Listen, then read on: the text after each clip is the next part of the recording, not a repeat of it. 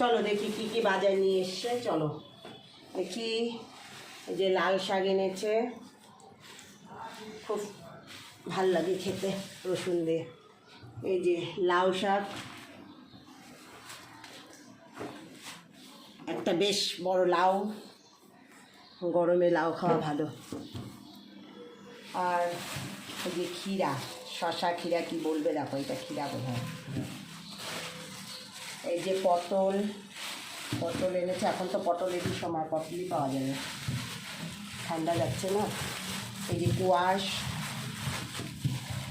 আর এখানে এই যে লঙ্কা আর পেঁয়াজ আর আলু। এটা তো রোজের দরকার, এটা ছাড়া চলে না। এই হলো আমাদের বাজার। আর মাছের দেখি কি মাছ এনেছে। চিংড়ি মাছ, চিংড়ি মাছ, লাউ চিংড়ি। এই যে চিংড়ি মাছ এনেছে। তাহলে আজকে চলো বানাই। কি বানাবো? লাউ চিংড়ি। আজকে আমরা লাউ চিংড়ি বানাবো। দেখলে আমাদের বাজার আজকে। চলো তাহলে এখন লাউ চিংড়ি বানাই।